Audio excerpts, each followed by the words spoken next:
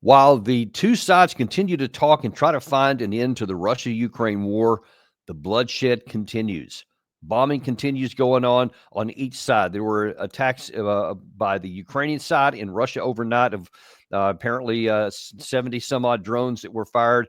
Russia continues to fire into to Ukraine side. Here on the screen, you can see Kharkiv in some recent firing that was hit in some residential areas. The Ukraine side claims that this was just innocent people. The Russians claim that this was a meeting of military folks that were living and gathered inside of apartment buildings where they were trying to disguise as civilians. Who knows what the truth is, but what we do know is that the bombings continue. And everybody wants to say, hey, let's have this ceasefire. But then there's also the question that the Russians are primarily saying is we're looking to end the war. We're looking to end the bloodshed by ending the root causes and having a permanent end to the war. So you have just categorically a different objective by the two sides. But one thing that is similar, even in the ceasefire attempt that the President Trump is trying to get with Vladimir Putin about the limited ceasefire on energy infrastructure and on the Black Sea shipping lanes, those two narrow bands right there, those things are also running into some headwinds.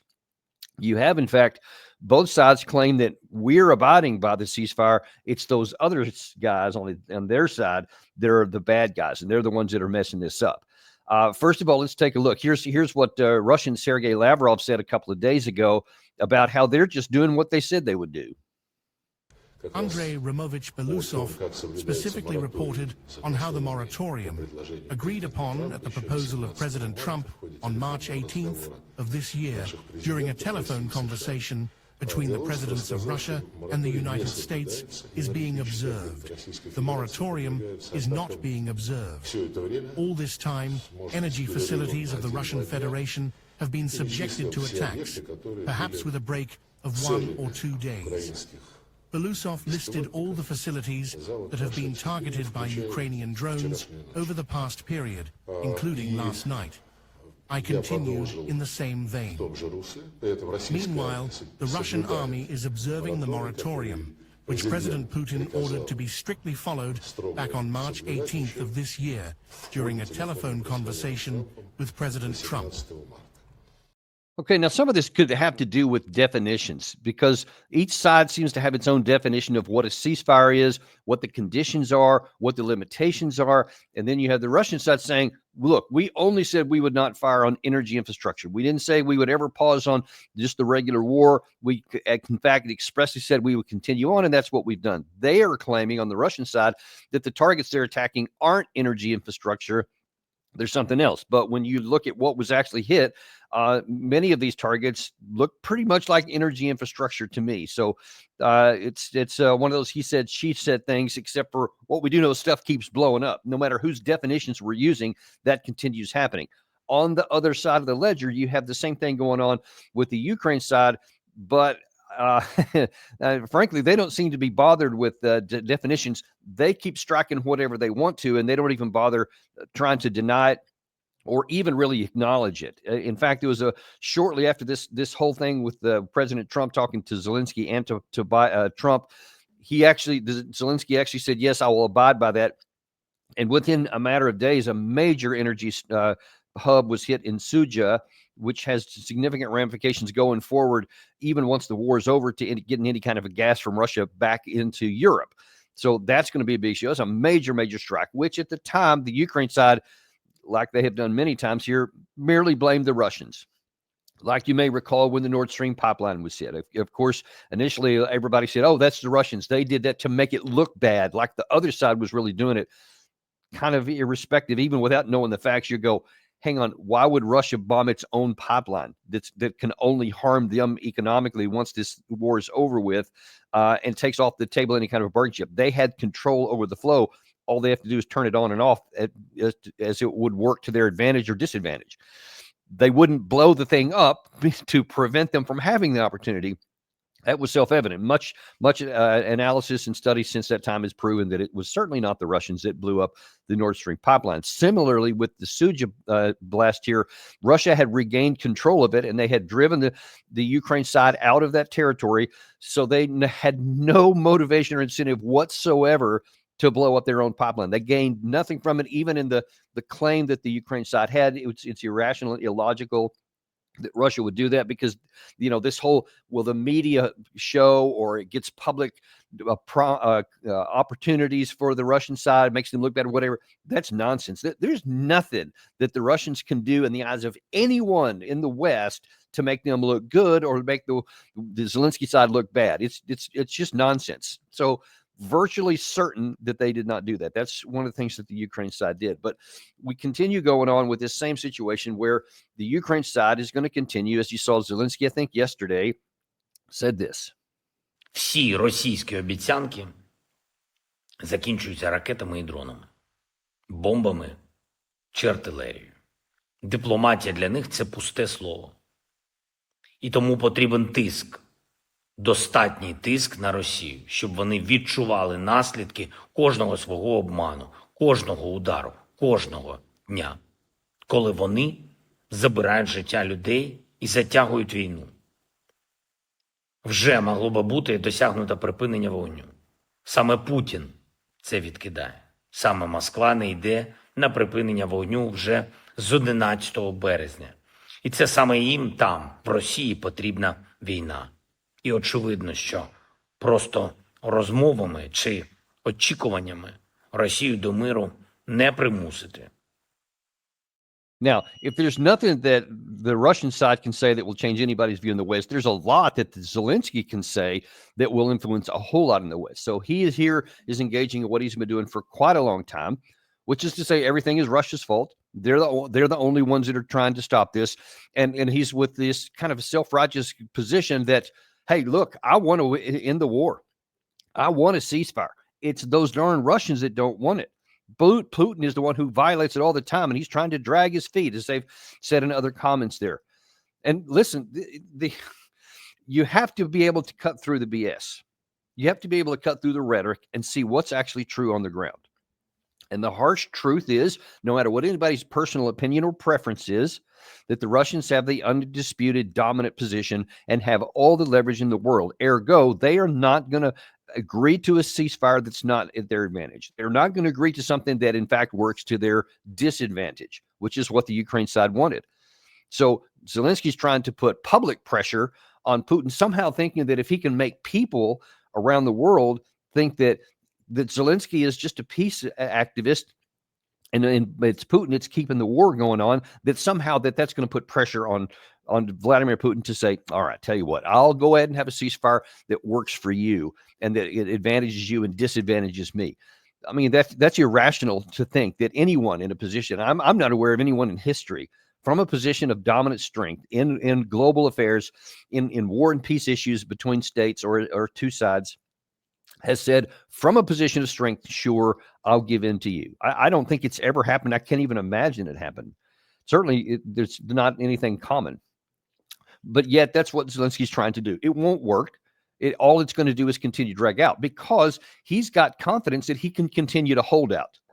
See, as I've been telling you a few times, this war is not going to come to an end until one side or the other, and I think by one side or the other, you know what I'm talking about, it's going to be the Ukraine side, is going to come to the conclusion that it cannot continue the war, it cannot continue fighting as it has been, and to have any kind of possible benefit, that it can't work out to their advantage, until they recognize that the only path forward is to either submission or capitulation or a negotiated settlement on terms that favor Moscow. Until that happens, the war will continue. That's actually where we are. Now, as I show you routinely, we're already in that situation now, have been since 2023, frankly. And yet they haven't made that decision. One of the reasons that they haven't is because they keep getting all this help and encouragement from the European elite. And up until January 20th, it had been because of the Biden administration. You may recall many videos that I showed, even toward the end of the Biden administration, when their officials were still in power, they would say things like, we've set Ukraine up in this great position where it can stand on its own 2 feet. Secretary Blinken said that. You had Lloyd Austin, the defense secretary, who said, we've got all this stuff and we've given them all their weapons and all this ammunition, to give them a fighting chance. It was all complete nonsense. It was never true. It was never true, especially in the latter stages. After 2023, if there was any thin layer of possibilities, it was expended on the battlefield. And it was destroyed in their failed offensive when they were crushed, and everything the West had done, literally like a tin can, just got crushed at the front lines and never penetrated the Russian defenses. And since that time, of course, the Russians have been on a slow, methodical offensive where they continue to grind down into dust the Ukrainian armed forces. But now you have to wonder, okay, well, now that it's past January 20th, of course, the Europeans continue to make these kinds of comments about, supporting as long as it takes, and we're going to give you billions more dollars and new defense packages, all this kind of stuff. That keeps Zelensky from coming to the conclusion and the recognition, I said, because he still thinks there's hope, because he's still encouraged. Now, it would be one thing if it was just the United States, if it was just the Europeans, but there are still those in the United States that want to feed that narrative. One of the biggest ones is General Chris Cavoli, who testified earlier this week for the Senate Armed Services Committee, which, as Gary was talking about before this show started, when he and I were discussing this, has gotten hardly any notice in the United States on our media. And that's unfortunate, because there were some really important things that he said there. Almost no one's even reporting about it, much less challenging it like we're going to do here, just because it is, again, detached from reality. This would have been really good. Not really good. This would have been really appropriate and consistent if it had been the Biden administration. Now, supposed to be that the U.S. military is supposed to be a nonpartisan, not bipartisan, but nonpartisan. It's just there to do its job, and it's supposed to be honest and forthright no matter who's in control. So it shouldn't matter whether it's the Trump administration or the Biden administration. But this would have fit perfectly in with something that the Secretary of Defense, Lloyd Austin, might have said. So here, let's look at a few of them here. This is General Cavoli, first of all, saying that, look, Russia's a little bit better than they were, but overall, in some areas, but overall, they're getting weaker. So, yeah, keep fighting. As we watch the Russians, we see that their level of skill in some technical areas is very high and is evolving during the course of the war, but it's mainly isolated in specific pockets. It does not appear to be generalizable across the force, and overall, the quality of their force, especially their ground force, has been decreasing throughout the conflict. On the Ukrainian side, we see sort of the opposite. We see a military that started pretty much from an almost cold start. We had been helping them before the war, but not at the scale we began to after the war, and they've evolved and developed very, very quickly. So just imagine now, if you want someone who's going to tell you the truth about where this war is and where it's going to be going, and you have Zelensky, who's been just relentless throughout the entire, now into the fourth year of war, constantly saying, give me more stuff. I need more weapons. I need ammo. I need NATO extension. I want some foreign troops, all the things that he's asking for all the time. And now here you have, in April of 2025, now into the fourth year of the war, who's saying, oh, the Russians are getting worse and worse and worse, and the Ukraine side is the opposite. They're getting better and better. What that would tell you is, if that were accurate, you'd say, oh, well, then don't have a negotiated settlement. Don't end now. Don't have anything that submits to the Russians. Keep fighting, because they're going to keep getting worse, and your side's going to keep getting better. I assure you, that is exactly the message that's heard by Volodymyr Zelensky. So at the same time, you have the president, the commander-in-chief of the United States, saying, we're trying to get this deal wrapped up. We want to negotiate a settlement quickly. We want to get this off the table, and we want to reset relations with the Russians going forward. We're already looking past the war. You have the commanding general of the United States European Command saying, basically, just keep fighting, because the Russians are getting weaker. I mean, what sense would it make, if he's accurate, wait, the Russians are getting weaker and weaker and the Ukraine side's getting stronger and stronger? Well, then just keep fighting, because now then you've turned the tide. Now things are going in your direction. Now, if that were true, that might be a reasonable policy course of action to take. You would still, even in that scenario, have to say, all right, but what would be the cost of turning it around? That's one of the questions you could ask. And so that still might not be an obvious one, but it would sure give a lot of grist to the possibility of let's go forward. Now, one of the other things that he specifically cited in there, that again, just music to Zelensky's ears, is he's again talking about F-16s. There are a number of F-16s in there. There are a number of pilots in there. There are more F-16s prepared to be deployed in there. There are more pilots in the training pipeline, sir. The planes are active and they fly every day. They've defeated a large number of cruise missile threats, and they've delivered an awful lot of offensive attacks as well, specifically bombing attacks in the east. None of the F-16s has been from the U.S., though. They've mainly been from Northern European countries, Netherlands, Denmark. How effective have the long-range missiles that we've allowed Ukrainians to shoot into Russia, how effective has that been? Very. In all areas? Yeah, they've been extremely effective, sir. I could go into this in private session, but the United States makes some very good weaponry. And it's the ones we've donated have been very, very effective. Okay, so here again, you have the General Cavoli saying, yes, the F-16s are coming. There's more in the pipeline. It's getting stronger. They're doing great. They're intercepting the air defense missile. They're acting as air defense systems, taking down cruise missiles, all this kind of stuff. So you see, hey, they're getting more of them. More are on the way. I showed you a headline a week or two ago. More are coming. So the pipeline's getting better. Again, trending in the positive direction for the Ukraine side. Then he was specifically asked on long-range weapons. And you saw Cavoli do something. Yeah, they're working really good. Oh, I can't touch classified. I can tell you behind the closed doors, but it's going really well. No, it's not. What does that even mean? It's effective. It's very effective. We know for a fact, because it's been even reported in the New York Times of all places, has admitted that much of our long-range missiles, the ATACMS, the HIMARS systems, which are similar guidance systems that they have been severely degraded by the Russian electronic warfare. So they have found effective ways to minimize and limit the effectiveness of those things. And even on those cases where they have hit targets, they clearly have. You've seen some of the fires from the Russian side, especially on some of the energy, petroleum sites, et cetera, within Russia and some in the Moscow area. You've seen them actually have success on targets, and it caused Russia genuine harm. Now, when you say, are they effective? You need to define that term, because effective, did a long-range missile fired by the United States land on Russian target and blow it up and hurt Russia? Yes, clearly that happened. Is it effective in terms of the war? No, unequivocally no. So when you're using a weapon system, if you say, was it effective, you have to define what that means, because, yeah, it may have hit the target that time. Maybe 10 others didn't hit the target, hardly effective, but yeah, some of them do hit the target. But whatever that number is that hit the target, does it change the course of the war?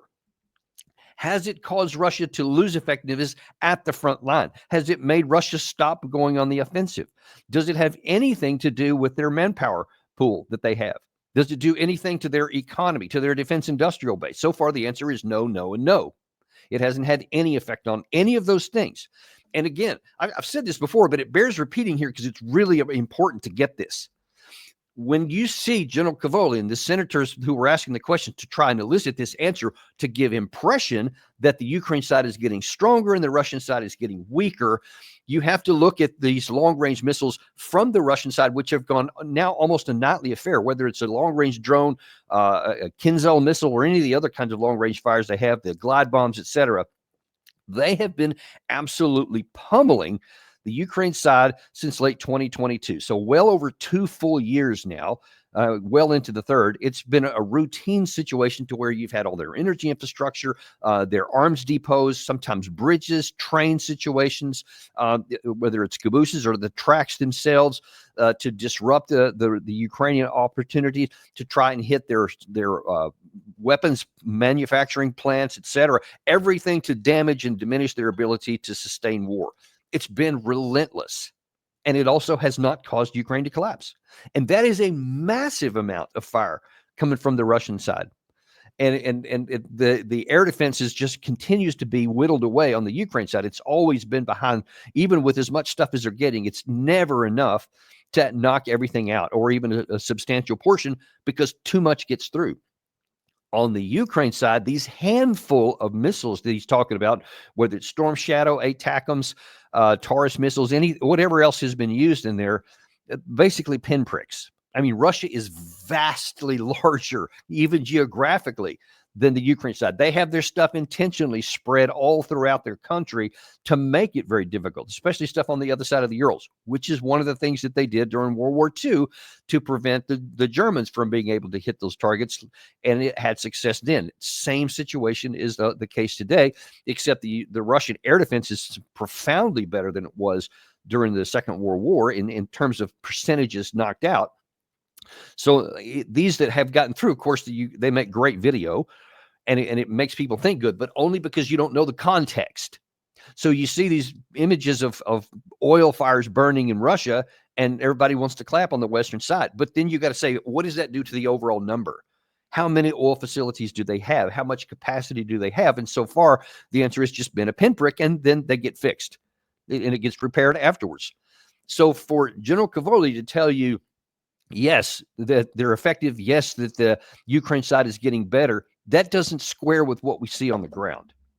And that what we see on the ground is the continual destruction of the Ukrainian armed forces. Because, as I say relentlessly, and we'll say again here today to reinforce how critical and central this is to the discussion, the armed forces are really about whether you're going to win or lose a war. It's about manpower. Trained manpower. Who has the most?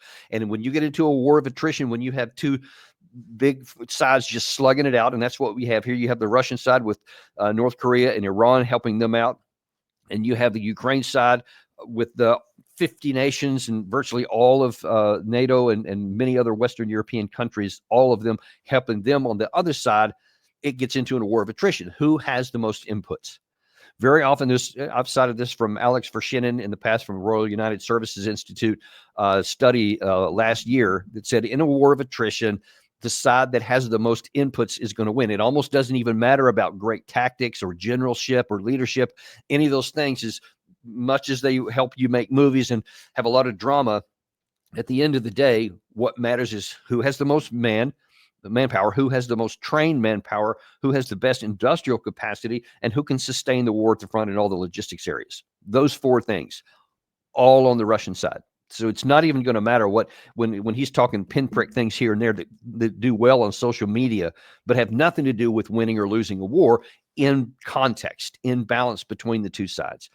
And unfortunately, you have General Cavoli also saying stuff like, well, if what I just told you is true, if what Alex Vershinin told you is accurate in how wars work, and then how this one is working, then one would come to the rational conclusion that the Ukraine side cannot win this war, and it cannot avoid defeat if a negotiated settlement is coming in. That's the conclusion that should be drawn rationally by any military man. Instead, General Cavoli comes to this conclusion. There's nothing inevitable in war. And the Ukrainians are in very strong defensive positions right now and are improving weekly their ability to generate force and to reinforce those positions. It is hard sitting here right now to envision a major Ukrainian offensive that clears everybody, out of every square inch of Ukraine. But likewise, it's very hard to envision Ukraine collapsing and losing that conflict. I do not think there's an inevitability to a Ukrainian loss. There's nothing inevitable in war. Of course, there's things that are inevitable in war. There are always isolated situations where the balance of power that should have worked out in one way didn't. There are isolated spots in that, but even those usually have caveats. But in the vast majority of war, there is inevitability.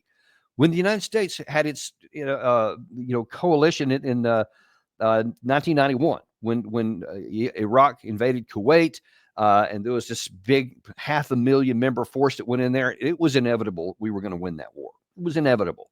There was no question about it. And we went in with a sledgehammer when maybe a little mallet might have gotten this job done to make sure. It was inevitable we were going to win that war. In 2003, it was inevitable that we were going to be able to take our tanks and roll into Baghdad because the Iraq side had nothing to stop that with. So it was inevitable there. This situation is also inevitable because of all the inputs I just showed you are overwhelmingly in the Russian favor and getting stronger, by the way. The disparity continues to grow. So whether Russia continues to slow and methodical grind and does it for another year, year and a half even, it's inevitable that they're going to finally grind Ukraine down to nothing, and they won't have anyone left to put in uniform, or there just won't be anyone left, and they'll eventually just walk into Kiev probably unopposed. Or they may do something like I've been suggesting that they may, and they may finally use some of this combat power that's out of contact now. We're talking hundreds of thousands of troops, potentially up to 300,000 in a couple of different spots altogether, where they could find the weakest spots of this brittle defense and punch through it and cause this war to come to an even more rapid end. I don't know. We've seen some evidence that they're getting ready to do that. They haven't tried it yet. But no matter which course of action they choose, the big arrow or the slow methodical grind, they're going to eventually grind them down. It is inevitable. And it is irrational and illogical, and I argue immoral, to ignore all of that balance of power and to continue to give Volodymyr Zelensky any kind of hope, because all that's going to do is to create the situation to where tens, if not hundreds of thousands of more men are going to die in another pointless effort. Just like they did in 2023, it's inevitable that this is going to end the way it's going to as well. That was inevitable too, for very practical, concrete reasons, which I illuminated before the case. Now then, here we are in the same situation, except the stakes are much higher, because now it's not just failing in an offensive, it's losing the war that's on the line here. And we'll see what the Russian side ends up doing. I know that there's a lot of pressure inside Russia to do the big arrow. I've been reading a lot of it on some of their Telegram channels and some of their media, some of their military journals, that there's a lot of angst inside the Russia why they haven't even attempted one of these big arrow movements when they have the capacity to do so, and the Ukraine side is at its weakest point of the war. We'll see if that ends up happening. But for us to have the president, the commander-in-chief, trying to find a negotiated settlement, and then you have one of the senior commanders giving help to Zelensky to come to the opposite conclusion, is really something the President Trump's administration needs to address. Now, he's about to retire. I think that during the hearing, they said this is his last time. Okay, fair enough, but that's not the guy that I want in charge one more day, because he's working at cross purposes policy-wise to what the President of the United States is. But we'll see that. We'll see what happens with that. But that, folks, is the reality. That's where we are today. Now, before we let you go today, there's a couple of other things I want to bring to your attention that we've been talking about, some stories that we've been tracking over the last week and even beyond that. There's been a couple of updates, so I want to bring you up to speed on that. One of the things is the situation with the attack on the Houthis, which, of course, got all kinds of spotlight because of the issue with the signal gate and who was on the chat, what kind of war plans were being discussed, etc. Everybody's focusing so much on that. They haven't been focusing enough on the legality and the utility of that attack. We'll get to that in just a second here. But what the United States said was, we're going to continue going on with this. And actually, I think it was today, or maybe it was last night, President Trump on his Truth Social had this posting you can see here. The Houthis gathered for instructions on an attack. Oops, there will be no attack by these Houthis. They will never seek our ships again. And Gary, if you could blow that up.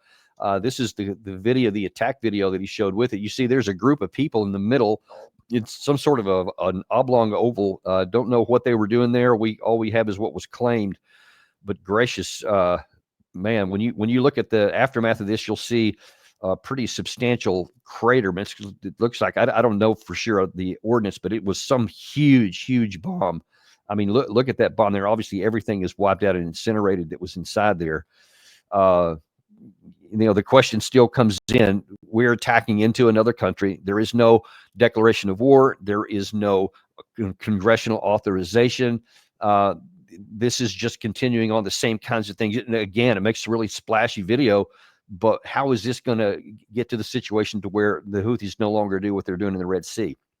You're not going to bomb your way out of this one. And look, when you do stuff like this, when you kill this many, I mean, if anyone thinks that, sure, the Houthis are going to lay down now that they lost all these guys in this situation here, if you think that they're going to quit, then you haven't paid any attention at all to both Islamic radical groups and specifically the Houthis, because they have proven that they are incredibly long suffering, just like the Taliban war that we discovered to our own demise and our own loss in that war.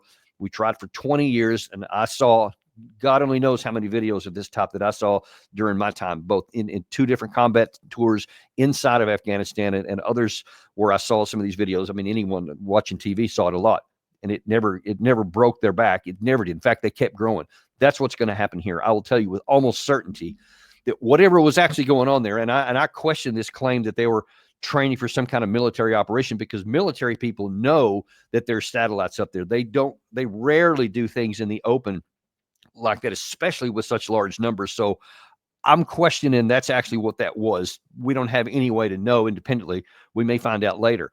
But whatever it was, all of those people who were in that circle have family members. And I can assure you, none of them are going to say, all right, I guess we should have quit a long time ago. Let's go ahead and fold up our tents and forget about this, attacks into the Red Sea. It's going to do the opposite. It's going to recruit even more. There's going to be more people stand up and saying, we are not going to allow our family members to have died in vain. So it's going to increase their capacity and their willingness to fight. That's how it worked with the insurgency in Iraq that we quelled for a period of time, got them to a minimum stage, but only to see it go back into some contained areas away from our sight, and then grew into ISIS. And now then a lot of those ISIS have morphed into other things after we took that. You see, it's the same thing. You keep bombing, you keep killing, they grow up and they pop up somewhere else. That's just how the situation works. And if we haven't figured that out yet, then we may again find to our demise that something else happens later on as a result of these kinds of things, because all it's going to do is just increase their resistance. Now, that is also related to what's going on with the situation in Iran, because President Trump has directly connected what the Houthis are doing there to the Iranians. And so this is probably intended to be a warning to them. Now, this was also from General Wes Clark, was on News Nation. He was asked about Trump's, basically his ultimatum that he gave to the Iranians that said, either you negotiate an end to this war, or not a war, there is no war, and into your nuclear weapons program, which, according to our intelligence, they don't actually have. But that's nevertheless what he's asking them. If they don't negotiate an end to that within 2 months, I think the end of that is the end of this month, is when that time comes to an end, then there will be bombing. And so News Nation asked General Wes Clark what he thought about that. So the idea of we're going to bomb you or else, what comes along with a threat like that? Well, I think once you make a threat like that, you have to follow through. I'm sorry he made the threat like that, but he did make the threat like that. So already the supreme leader in Iran has said, no, we're not going to bow to your threat. We're not coming to the table to talk to you directly. No. So I would assume that the reason we have a second aircraft carrier there, we're building up forces, we're bringing A-10s into the region. Yeah, we're going to do it. But can we do it with air power alone? And what is the end state we're seeking? That's the question. Yeah, that's one of many questions, but it's kind of a big one. And actually, we're gonna make the call to the bullpen now, and to bring in our expert Gary Villapiano. Gary, Hardly. I keep hearing these kinds of just glib comments like that. Like, yeah, what's the end state? But then you see, if you start with that, like, what is the end state? That should come before there's any action. But instead, he's saying, well, yeah, I wish he hadn't have made this ultimatum, but now he's got to go ahead and go through with it. So what's going to be the end state? To me, it sounds like Wes Clark is going, yeah, there's going to be bombing in there, better be, or we're going to call him out. But maybe we'll figure out what's going to be the end state before. Don't you think we should reverse that order? Oh, Danny, it was stunning. Well, he said it, so there's nothing we can do now. We can't possibly go back on that. We can't rethink things. We can't, reevaluate. No, we've just got to go straight ahead now because, he said it. That is such rubbish. Yeah, I mean, it's like, yes, it was a mistake for him, according to Wes Clark. It was a mistake for Trump to have made an ultimatum. But now that he said it, he's in his view, it would be more costly to say, okay, never mind, we're actually not going to do that, than to say, okay, that was a dumb idea, don't do it. That has gotten us into a lot of trouble in the past. I think he's of the mindset of inevitability there, right? But in the wrong direction. The heck. Right. Okay. Yeah, I can see those two connections there. Right? Yeah, this just drives me crazy when you're talking about what is the end state. I mean that is the central question. Anytime you're talking about the use of military power, that's got to be question number one. What is your end state? And then, depending on what the answer is, then you got to see, do you have the resources and the capacity to make it good? And what if you don't? What are the consequences? What I used to think was the baseline understanding and questions to ask don't seem to even be asked, much less answered. Yeah, Danny, I mean, that's what I would even ask you. Does anyone really know what the final, but even the developing results would be? Should we go in that direction? I mean, that's the great unknown and the dangerously unknown. And it's one thing if it's unknown, but it's an additional bad thing if, in the absence of an answer to the question, you still go ahead and do it. And just like, well, let's bomb and I don't know, see what happens. Maybe it'll be good.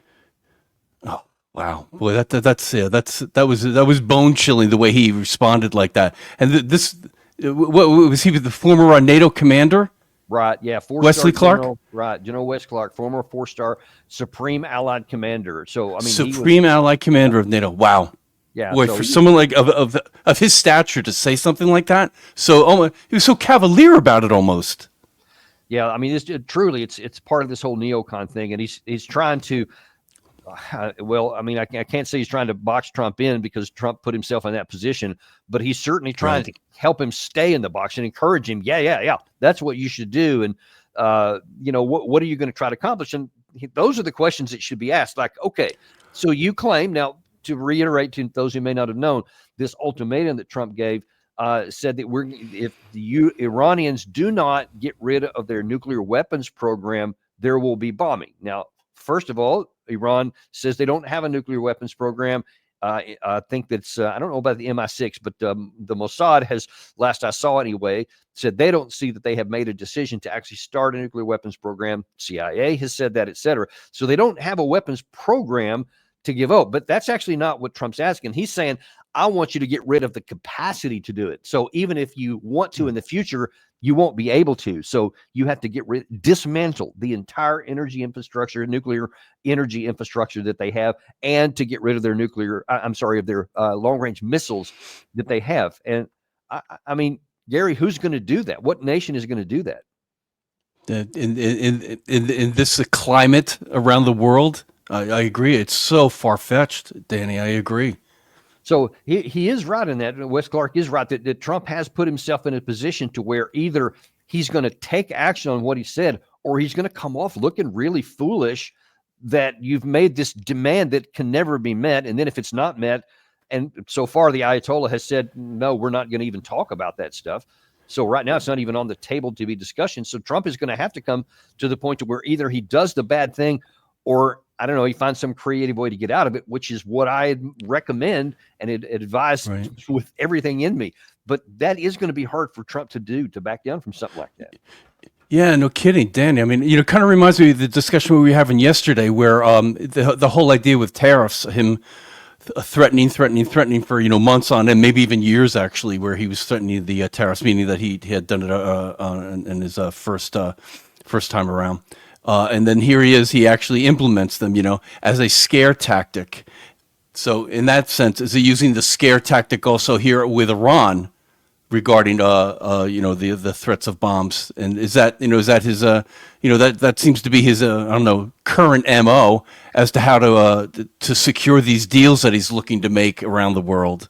Well, that's a little bit concerning, and that leads to our next thing I want to update people on is on this tariff issue, and I hope that those connections stop right there, the similarities, because he finally did go through with this tariff situation, and this tariff, and everybody, to include even our closest allies, actually everybody except for Russia somehow, everybody else, friend or foe alike, is on the tariff list here.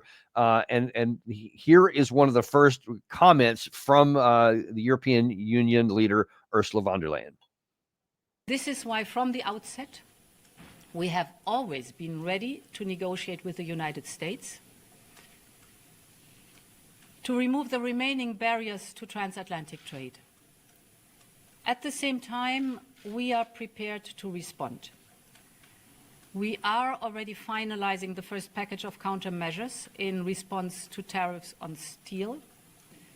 And we're now preparing for further countermeasures to protect our interests and our businesses if negotiations fail. So there's the European Union, who's, famous for being indecisive, now have said, look, we have these tariffs, counter tariffs ready to go on, and we've got more that's going to happen. And that's our friends. You can imagine, actually, China already launched a 34% additional tariffs on goods, which are going to all start hitting our pocketbooks very soon. So I don't know how Trump's going to get out of this one. Yeah, I don't know either, Danny. There's people on both sides of this tariff situation. Smart people on both sides. I think we just have to wait and see.